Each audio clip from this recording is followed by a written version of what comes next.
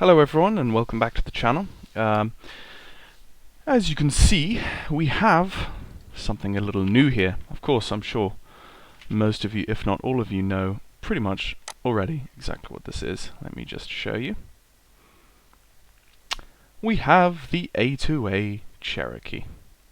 It has been out now for, I'd say, maybe a week, which in the simming community already feels like a fair amount of time. Unfortunately, I would have something out on this aircraft before now, but unfortunately I was away in the States last week. I just got back Thursday morning of last week, and by then I think it had been released maybe a day or two before that. So I didn't really jump on the bandwagon of releasing a video as soon as it came out, like Frugal and Matt Davis did, which I was a bit sad. I kind of wanted to get something out as soon as I could, but it didn't happen. So, but here I am. I've been extremely busy. As I say, I've just come back from a holiday in the States, and before that, I had just finished university, and after I came back from the States Thursday morning, after getting over jet lag, which still lingers ever so slightly, but it's pretty much gone now, I moved house. I had been living in accommodation for the 5 years of my study, and now that I have technically finished my degree, it was time to move on. I moved out, and I moved into summertime accommodation, temporary accommodation, for the summer. So I'll be moving again at the end of the summer.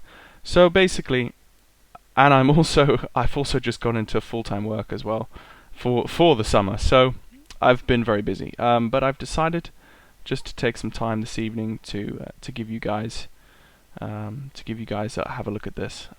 It's beautiful, beautiful aircraft. I've flown it a couple times already, and I obviously know much less about this aircraft than I do about the Cessna by A2A.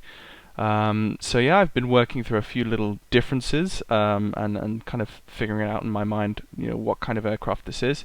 Having known basically nothing about this type of aircraft before it was released. As you can see, I've just done a very quick custom skin. If I zoom in, which is the reason why I haven't zoomed in yet, if I zoom in, you will see that it's actually not a very good job. If you look at the pixelation of that, I have to sort that out. I think there's a setting in the painting software or the I don't know what kind of software it's called. It's called I've forgotten the name of it right now, but it's a little setting I have to tweak, and it will load the textures in full resolution. But anyway. I'm sitting here at stand 1 of Southampton.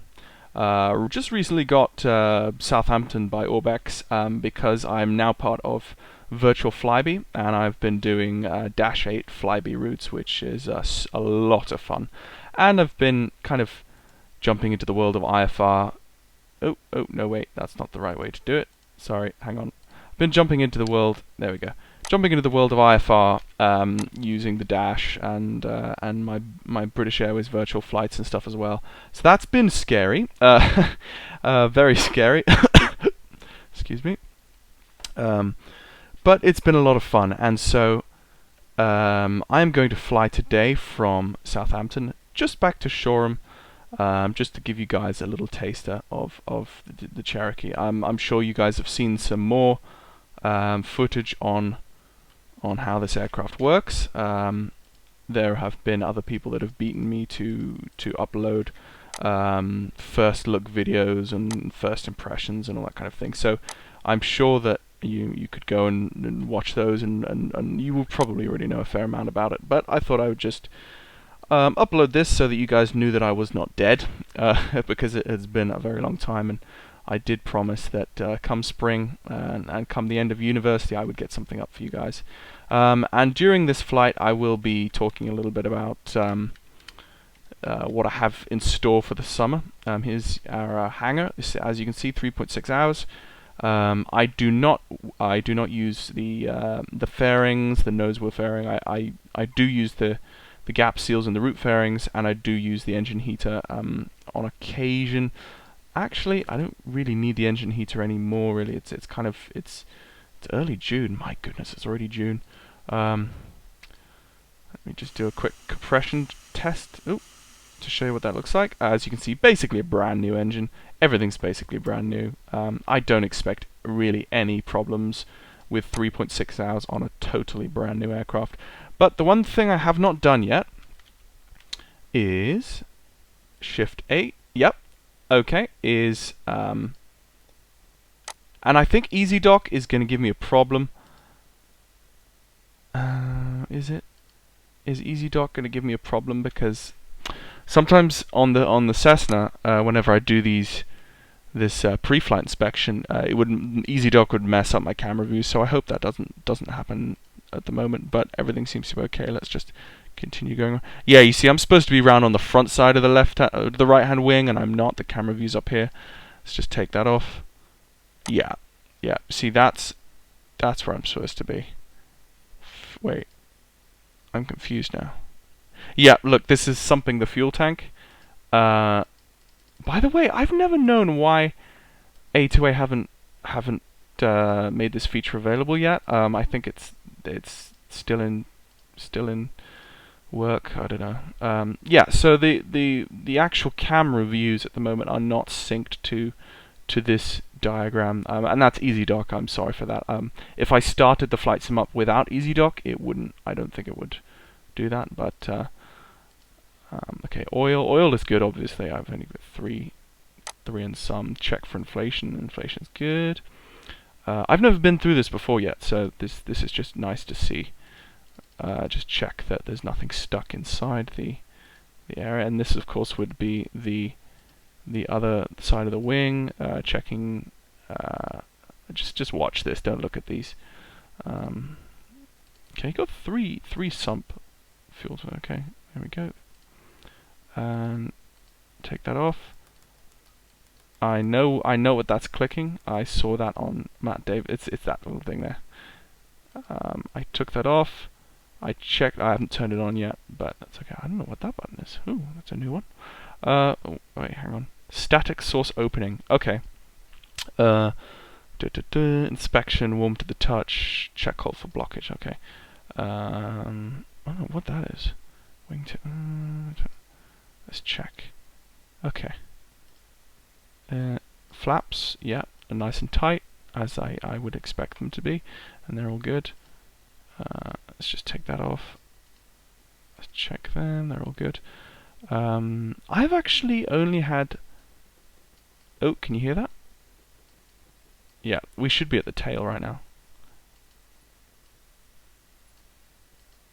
Okay, cool. Well, that was fun. But I'll probably in the next video I'll probably redo that without the EasyDock camera thing, because yeah, that's a problem. Okay, with my flight today I'll have 1 passenger. Actually, you know what? I'm just gonna have 4 passengers, and I'm gonna have baggage. What about that? How about that? That's gonna be fun, just to see the difference there. What am I looking for? Oh yes, I'm looking for here. Upon entering cabin. You know what? I'm gonna be an absolute rebel, and I feel stupidly guilty for this, but it's actually 11 o'clock at night, and I've had a long day, so I'm going to start without going through checklists. Deary me, don't tell Scott or Lewis or anyone from the A2A team. Oh yes, okay. I'm going to turn ignition on first. Ignition master. Strobe lights are on. That's my fuel pump. Let me just go check my fuel tank amounts. Okay, so 14 gallons and 15 gallons. So if the left tank has 15 gallons, I'm going to change my fuel thing over to the left tank. Now, as far as I know, there is no fuel selector to allow me to select both tanks. I either feed from the left or the right. Correct me if I'm wrong. but that's just the way I've been seeing it. So as I've been flying the last 3.6 hours that I've been done already, I have just progressively, every time that I take off again, I just check which tank is higher, and then I take from that tank. So it doesn't drain one tank, so that you've got one empty tank and one full tank, and then your trim is just all over the place. As you can see, A2A have modeled the window fogging up again, which is great. I think it seems to be better. The window fogging system in this seems to be better than in the Cessna, but it doesn't seem to be as erratic. I think the Cessna would fog up a bit more than this. I think they've toned it down slightly to be slightly more realistic, but you know, I could be wrong. I've not actually flown much at all in real life, so I don't even know why I'm doing these videos, but hey. Okay, so there's my mixture. Let's just pop my throttle in about a 1/4 inch-ish or so. I'm going to turn on the fuel pump, and note the difference in sound from this fuel pump and the Cessna fuel pump.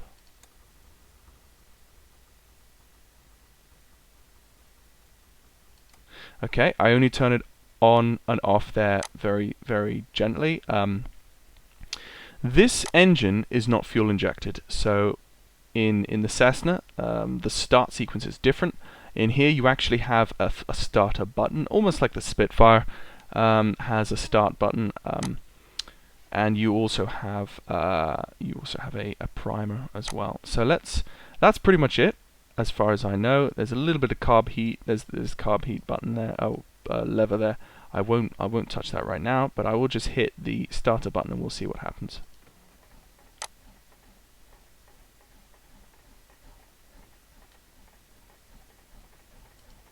Ah, yes, I know what I did wrong. I didn't prime the engine. 1,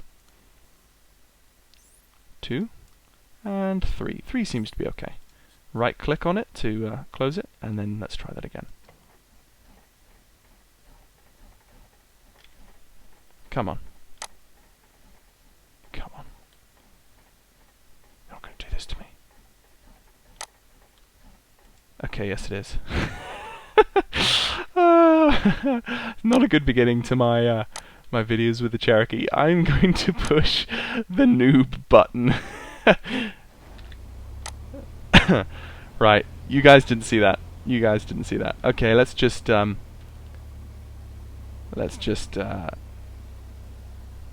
bring the throttle down there so that it's just below 1,000. And see how quickly the windows cleared up. That was cool. So I've got no ATC whatsoever, no other aircraft. I'm just going to do a nice short hop for my first ever A2A Cherokee video, and just to show off Orbex Southampton as well. And I should be moving. Yes, I am moving. Okay, all my controls work. And I'll be talking a little bit about the differences between the Cessna and the Cherokee as I taxi out and take off. Oh yes, bring my throttle down there. I've found usually that, well, the first thing, the engine is supposed to be the same as in the Cessna. It is the Lycoming, I think, 360. I've got to check that again. But in terms of idling, the RPM for your idle, in the Cessna you could idle around 900 to 1,000 RPM, and it would be. Hang on a second. Let me just log in. And okay, so it is advantageous. I just logged in on Plan G. It is advantageous for us to go to the opposite runway. So I'm going to take a left here. As I was saying, you can idle in the Cessna around 1,000, and that's usually okay for taxi speed. In the Cherokee, I found that as you taxi on, and you don't use your brakes if you just taxi in a straight line, the Cherokee will pick up speed, and it seems to pick up speed a bit more than the Cessna does. If I just left the Cherokee like this, well, I need to put my mixture to rich. I leaned it out because I was idling on the the taxiway there, but it may not. It may not. It may not pick up speed.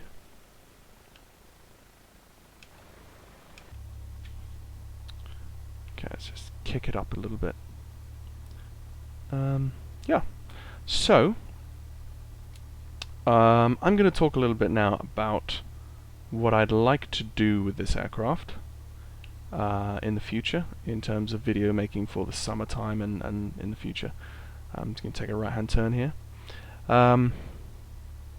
Yeah, my original intention for this aircraft on my channel was to use this aircraft for my IFR theory videos.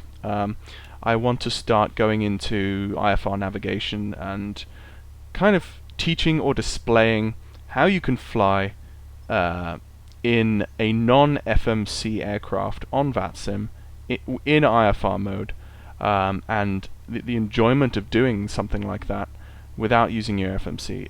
As I've said so before, there's so many people on VATSIM I feel that fly the tube liners. You know, yes, I'm looking at NGX, I'm looking at, you know, maybe Airbus X, you know, those kind of fairly mainstream tube liner add-ons, and they hit the autopilot button, and you know, 95% of their flight, they've got the autopilot button, hit it, and that's how they fly. And it's totally IFR. They learn the different transmissions that you need to learn, you know, when flying IFR, when approaching and departing airfields and control zones and all that kind of thing. And that's all really fun. I'm not digging that in any way. Excuse me, but that's just a certain type of flying that is simulating IFR commercial traffic, and that's what that is. That's not what I want to do, though. What I want to do is I want to explore the world of online navigation on VATSIM that most people do not touch. It's the navigation, it's the nitty-gritty navigation of the virtual skies that doesn't use advanced avionics and systems and so forth. It's using planes that are generally smaller, planes that generally are maybe vintage or older planes, like that don't have these advanced systems, such as the Twin Otter. I'm really looking forward to exploring, you know, what the Twin Otter has in terms of net navigation and that kind of thing. The Cherokee, the Cessna, these kinds of things. Let's just notch in some flaps. And that's what I want to do. So I originally thought, oh wow, yes, this new Cherokee. They released it much sooner than I thought they would, but when it was released, I thought, oh wow, yeah, this is great. It's the beginning of the spring. I can make some videos and IFR videos on this, and I thought, this is great. So I took it out for my first flight, and then I realized, oh, hang on, wait, the autopilot system. Where is it? And it's not a question of where is the autopilot system. It's actually a question of what kind of system. The autopilot system is different from the Cessna, as are a few things are different from the Cessna. Let's just take an outside view here. And there we go. Lovely. And this aircraft really wants to fly. It will lift off the runway. You have to trim. I'm going to bring flaps up. So this aircraft is actually, to cut a long story short, more of a VFR aircraft. It's not.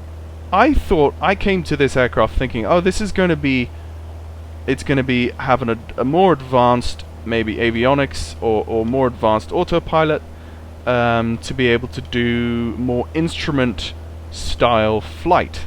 You know, it cruises faster than the Cessna. You know, it's the wonderful four-seater aircraft that I have heard about. You know, I thought, you know, this is a prime, beautiful aircraft I can use to do IFR stuff. But on the whole, looking at this, I've decided that the Piper Cherokee, I'm going to use the Piper Cherokee for VFR, to remain doing my VFR stuff, and I'm now going to start using the Cessna, which I've been doing my VFR stuff in times past. I'm going to be using the Cessna now to do IFR. And if you guys remember, who have regularly watched my videos, the only IFR attempt I ever made was one particular embarrassing video. I don't really like talking about it much because it was, I feel, a bit of a personal fail on my part. The video that is named on my channel, How Not to Fly IFR in the Cessna, and that was me basically trying to do my best to try and fly in IFR, but it really didn't work.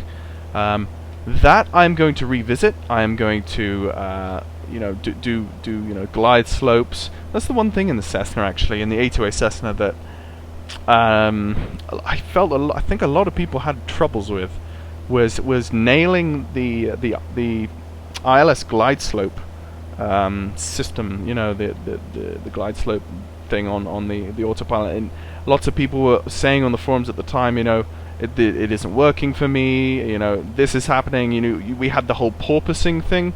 That has pretty much all been cleared up. I do have to say, because in the more recent patches of the A2A Cessna, they've smoothed out those issues, and I can say I have now been able to do glide slopes very nicely. But the Cessna, it's not the kind of aircraft, it's not like a PMDG NGX, which you just slap on lock and then you slap on the approach button and it just does it automatically. You have to give the Cessna some love to be able to. You have to hit the right buttons at the exact right time for it to smoothly capture the glide slope and so forth. So you do have to really keep on top of it in that sense. It's more jumpy than it's obviously more jumpy than an NGX or anything bigger than that. And so you just have to give it more attention, just that little bit more care and loving TLC. But it can be done. Lots of people have had trouble with that, as I say. So that's one of the things I want to cover. Other things I'm looking forward to doing. By the way, actually, I'm just going to whack on autopilot. And once that sorts itself out, and this on all this autopilot stuff I will cover in a later tutorial. I'm going to put it on heading mode. Oh no, but my heading's way over there. Let me just go due east, select due east, and I'm going to hit once we get to 4,000. I'm going to hit the button right there, which is altitude hold. So that's going to hold my altitude. I'm just going to throttle back now to about 75% throttle.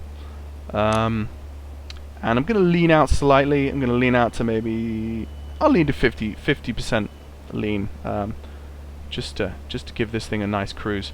I'm just going to fly down the coast to Shoreham, and as you can see, this is pitching down quite a lot to try and.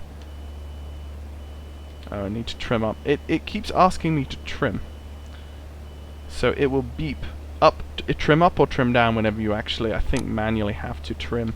I've heard people say that you don't have to manually trim, but I think you do. I don't know. I'm not sure.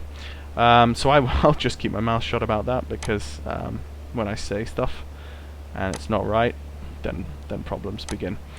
So where was I? Yes, things I'm going to be doing. I'm going to be exploring a lock DME approach to Shoreham. I'm going to most likely do that in the Cessna. What I'm going to do is I'm actually going to team up with a good old friend of mine, Melvin Kirk, who is my instructor, or an instructor in the Kicks VFR Club, which I've mentioned before. It's a VFR only club. Well, not only, but majorly a VFR club. It's like a VA, like a virtual airline, but it's for VFR traffic. And it's based in the UK, and there's lots of very friendly people who are always willing to discuss VFR flight on VATSIM particularly. We do weekly events where we all get together and fly somewhere in the UK, and very friendly. If you're ever interested in getting into VFR flight with these beautiful new add-ons like this one here, or if you've if you've been watching the Cessna videos that I do with the A2A Cessna, and you think I really want to give that a go, you know, buy yourself a copy, and if you join them, you know, they'll be very happy. They'll help you through your P1 VATSIM rating, P2, all those kinds of things. And they've given me a great amount of help and support, and so if you want to try that out, that might be something for you. But I'm going to team up with Melvin Kirk, and we're going to do some shared cockpit again in the default Cessna, because the A2A one cannot be shared. It's too complex to have shared cockpit. So I'm going to be in the default Cessna with Mel, and we are going to be practicing lock DME approaches to Shoreham. That's something that I haven't told him too much about what I want to do, but if you're watching this video, Mel, I'm saying it now that I'd like to do this. So that's coming. I'm going to be doing more, basically how to navigate using charts, using maps, using a compass, using needles, using steam gauges. Basically, how you do it without head-up displays or NDs, you know, navigational displays. Basically, no glass cockpits. Just get rid of glass cockpits altogether. The only thing that I would fly, well, the only thing I absolutely do, well, I can't say that. I do enjoy the NGX. I do enjoy the 777 by PMDG. I do enjoy a fair amount of things, but particularly the Dash. The Dash 8, I tell you, is, the more I fly it, the more I fall in love with it. It's a great aircraft. So I will be doing some Dash stuff, but that will come later. That will come whenever the shared cockpit version of the Dash 8 comes out, because myself and FS Flight Lessons, or Eric Lund, will be doing some of that. And Eric Lund, by the way, he is currently training to be a pilot in real life, a commercial pilot, and so he's meeting lots of wonderful people and going and sitting in lots of wonderful cockpits, and he you know, sitting in the jump seat of Dashes, and I'm very jealous. But so he's going to be a real world pilot, and so I'm gonna be much privileged in being able to do some shared cockpit with him. I also want to do shared cockpit with the Twin Otter extended with him, but I'm not quite sure if you can share cockpit with the Twin Otter. And at this point in the video, ladies and gentlemen, I am just babbling because I'm quite tired. But let's just pop outside. Now we're in the cruise. Have a look at the visuals again in flight. One of the reasons why, actually, let's just give them their headphones. There we go. Looks nice inside. One of the reasons why I took the wheel fairings off, guys, is because you can see the brake cables much easier, and I love those. Look at those beautiful brake cables. They are beautiful. Oh, look at them. They're so beautiful. No, but seriously, guys, they are beautiful brake cables. Yeah, beautiful aircraft. Beautiful aircraft. Different animal than the Cessna. I mean, I've been flying the Cessna now. 50, 60 hours logged, and the videos that I've made as well with them. I love that Cessna. The more I fly that, the more I love it every day. And I'm going to be doing a lot more stuff with it in the spring. But it is a different animal to the Cherokee. The way it flies, the way it trims, the trim response, it is different. It cruises slower than the Cherokee. So all these things I will be exploring. Is there a click spot for the...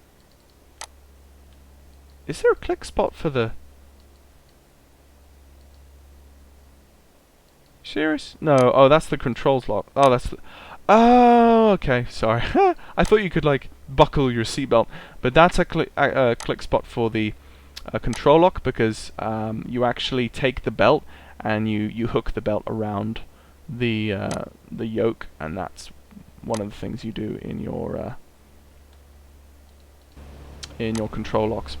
So let me just check where I am on the map. Oh, I should actually twist this knob to about 120. Flying a little bit off course, but I'm alright. Yeah, beautiful aircraft. Okay, let's have a look actually at the autopilot system, because it's not the same. It's not in the radio stack here. In the radio stack, you can have the GPS in the radio stack like you can in the Cessna, but of course myself, here we go, hang on. You can have the one that's suction cup mounted to the glass like in the Cessna, or hit that button again, you can have it installed in your radio stack. But of course, me being an old fart, not liking get rid of GPS. Who needs GPS? We have radio navigation. We have VORs and those lovely radials. Who needs a GPS? That's just boring. So I've never flown with a GPS. Maybe I will one day. I'm not sure, but maybe when I'm old and blind and yeah, I don't know. So the autopilot system is not embedded in the radio stack as it is in the Cessna. You have you have your COM1 and COM2, NAV1 and NAV2. You've got your ADF controls here for your NDB tracking, and there is your ADF needle right there. And then we have and this is also in the Cessna. This shows whenever you're tracking a VOR, you know, you've got your nautical miles to your nav aid, the speed that you are going towards that nav aid, and approximately how many minutes it should take to get there. So that's quite helpful. And then also you've got this really nice, simple, easy to use. I can't remember the name of it. Squawk. That's it. Squawk. So you can select very easily right there, and also a lovely, great ident button for squawking ident. So whereas in the NGX or any other more complex aircraft, whenever they say squawk ident, and you're like, where? And you look down on your like radio stacks and your many myriads of buttons, you're like, where the crap is it? Where the crap is it? Where the crap is it? You don't have to do that in here. You just, boom, it's right there. You hit that button, and you're all good. So there is that. I probably will be trying to fly this aircraft in IFR on VATSIM just because I want to see how it performs. The only thing that really makes me shy away from flying IFR in an aircraft like this is its more primitive autopilot, it seems. The one thing you cannot do, as far as I can tell so far, is you cannot do vertical. You cannot do your vertical speed, controlled vertical speed. So in the Cessna, where you can set, okay, I want to climb at a rate of 500 feet per minute to 5,000 feet, and then you hit why am I making a video when I'm really tired? And you hit the lock button, and the aircraft will rise at 500 feet per minute to 5,000 feet, and then it will level off and hold 5,000 feet because you select 5,000 feet down here. In the Cherokee, you do not select an altitude for the aircraft to climb to or descend to. You actually manually climb or descend to the altitude, and then you hit the altitude hold button, which it took me actually more time than I would like to admit to find. It's right there. I checked every single, I went over this aircraft, and I looked at every single button thinking, where is this altitude hold button they speak of? What is this? And I found it's like, oh, right, it's right there on the thing. Autopilot altitude hold switch. So if you hit that button, it will engage and this blue light will come on. So the autopilot functions are actually built into your turn coordinator here, and with your pitch and roll information and your little bubble thing, whatever it's called, bubble spirit level, like you have on those spirit levels, so you hit this button and you can select standard, which is basically your wings level, flight, heading select flight, low and high track, I believe is low and high airways. I don't think it's airways, but it's low and high track, so you can track VORs using low and high. And then the altitude button goes blue whenever you hit the altitude hold switch, and it holds it at 4,000. And if I look out of my right-hand window, Shoreham should be... We didn't fly past it. No, we didn't. Where is Shoreham? Oh, Shoreham! Oh, it's actually further down. Yeah, it's actually over there. Okay, so we haven't overtaken it yet. But there we are. Beautiful aircraft. One of those things, I don't know too much about the aircraft yet myself, so it's not like I can give you terribly insightful, amazing things about it. This is more of a kind of channel update, and also just it's me kind of getting back into the swing of things, really. As I say, I kind of feel ashamed that I've left the channel sit over the winter months into the spring, but I did have a fairly legit reason. I basically have had no life in my final semester, and I'm now just getting into a routine now. So, and look at those people sitting back there. They have been modelled really nicely. I like them. Heidi's in the back seat, and this lady here, she's got good hair. Oh, look at that hair. Look, it's like, is that bump mapping? Have they bump mapped her hair? Have they bump mapped her hair? You know, I think they may have bump mapped her hair. Did I mention I think they've bump mapped her hair? And at this point you're turning off the video thinking, okay, this guy's totally lost it. I'll never ever watch another video of his on his channel ever again. The quality of his videos has just completely plummeted.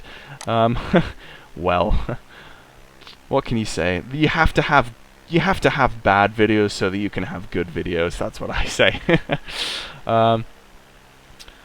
Also, for those wondering, this is Orbex England, and this is Active Sky Next, and we took off from Orbex Southampton, and we are landing at Orbex Shoreham. Just a quick jaunt down the coast, just so that I can kind of break myself into the Cherokee. As you can see, we're getting a little bit of turbulence there, and if I go back into the cockpit, you'll probably hear my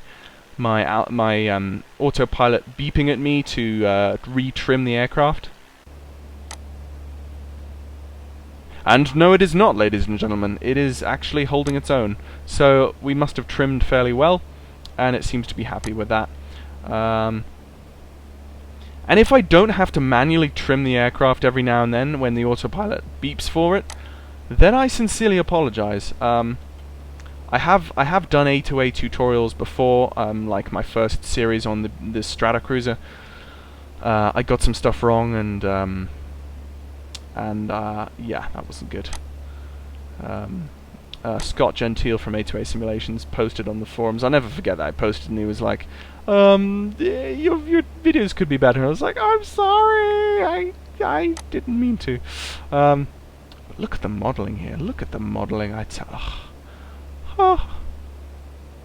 I probably spend just as much time looking at the modelling and the textures and the upholstery than I do looking out the window. You've got your pilot's manual there. It's just a beautiful aircraft. And it's one of those things, I think, with A2A aircraft.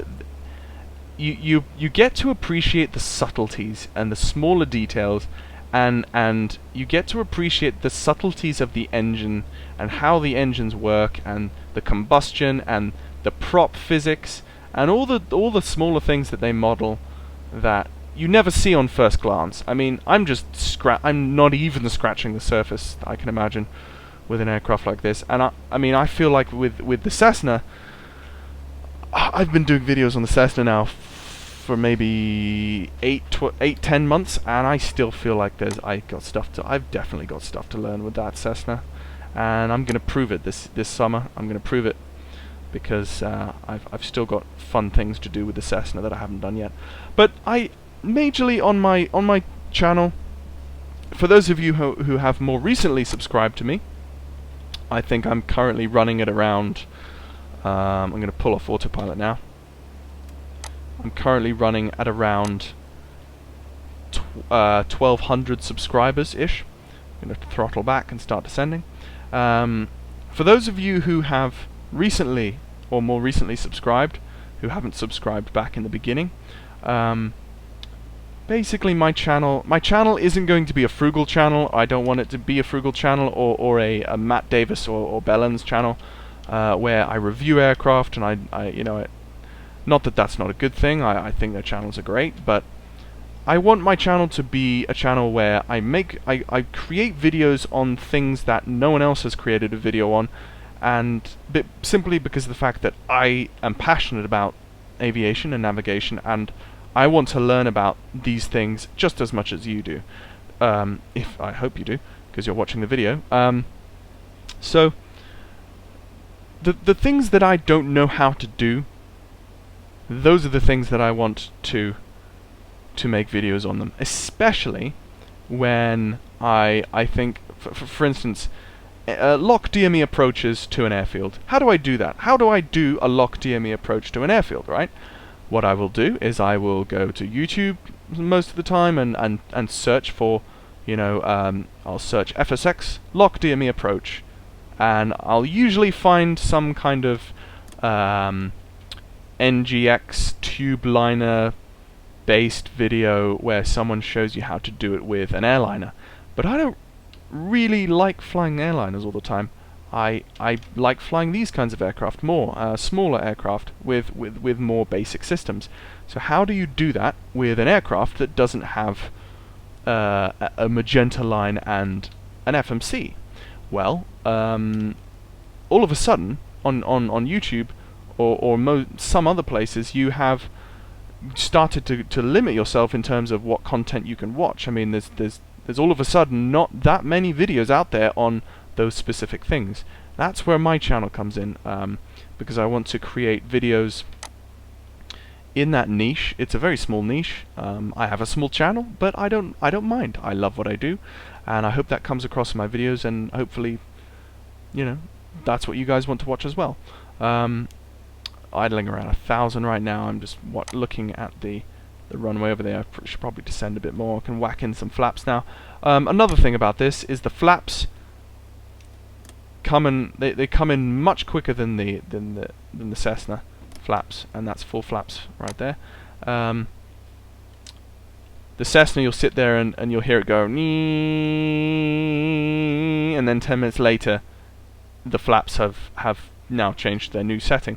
What you do is you pull up the parking brake, up or down, just there between the seats, and the flap change is almost instantaneous, and you can feel the difference on the airframe much quicker.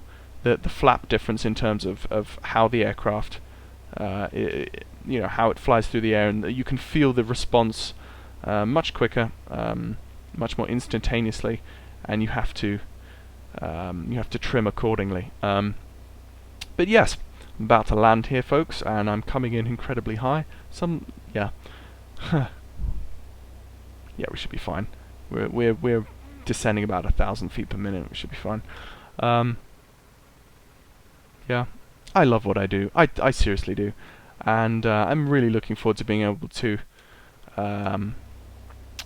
regularly be involved in the YouTube FSX YouTube community, to provide good content for you guys, or enthusiastic content. Basically, at the end of the day, if you don't like the quality of my videos, fine. If you don't like my enthusiasm, if you can write off a ton of things that you don't like about my videos, that's fine. I don't want to be the biggest and the best. I try my best to make them good, but the one thing I will say, if you have learnt at least something from the video that I put up, then I have won. That is my basic. That's my basic desire for these videos, is that you watch it. If you learn something, then my job is done. But I do try and make them. I do try and make them good. Put some effort into them, because I myself was and still am a beginner in many of these things, and so I feel for those of you who want to get into this kind of thing yourself. I'm just gonna put some rudder in there, get rid of that crosswind. Oh, it could have been better, but it could have been worse. I think I came in a little faster than I would have wanted, but there we are. And I think in general the Cherokee is just a faster aircraft than the Cessna, and that's something I have to get used to as well. I think I was descending too steeply, and I was coming in a little bit too hot there, but something that I can always perfect later on. Right, flaps up. See how quick those flaps come up. Let's just taxi off onto the grass here. So that's basically it from me at the moment, folks. I just wanted to make this just to be able to touch base with you guys. Also, just for the folks who have subscribed more recently and haven't seen any fresh, new, up-to-date, current content on my channel, I'd like to say thank you for subscribing. Thank you very much for subscribing. I mean, past 1,000 subscribers, I don't know when, probably about 2-3 months ago, and yeah, it's very nice to be able to see that people at least appreciate what I do. So thank you for that, and I will now shut up and go to sleep because I'm tired, and my mouth is dry and it's hard to talk now. Okay, let's just pull up here onto the verge, whack in the parking brake, and I believe, I could be wrong, but I believe my shutdown. I'm just going to turn off my avionics. Let's see, turn off my strobes, turn off my rotating beacon, my landing lights. At this point, I pull the mixture all the way out, and then wait until the prop has stopped spinning, and then I turn off the ignition, and then I turn off the master. And there we go. Let's just put on, and these other menus I will be covering later on. Pitot heat cover, don't need engine heater anymore, tie downs, wheel chocks, control lock, and if you have a look, that's the control lock. Yeah, if you click that and click it again, that's the control lock I was talking about. It uses the seatbelt. How cool is that? You want to be flying an aircraft that uses the seatbelt as a control lock. That's just something so awesome about tiny little, just lovable aircraft like this that you can just potter around. You don't have to spend 50 hours flying from one place in the world to another, you know, with the thing on autopilot while you go and do something else and wait, because that can get boring. It's like watching paint dry sometimes, and that's not what we're about on this channel. Right, let's actually open the door because that actually is interesting. So it opens over the wing, and there's actually only one door. So there is no door on the left-hand side. Let's open that as well. Let's just have a look at the outside. So again, I mean, modeling, beautiful, beautiful modeling. Don't look at the livery or the textures right now because, as I said before, it's pixelated because I haven't done a terribly good job with my paint. But I will be repainting this aircraft soon for my up-and-coming Cherokee video series. Ha ha ha ha. Evil laugh of narcissism. Right, let's just get these people out and... oh, there we go. And wheel chocks are in. Beautiful. Oh, I just could stare at this all day long. Okay, folks, thank you for watching, and I hope to make some new videos for you soon. Really looking forward to it, and catch you later. Bye.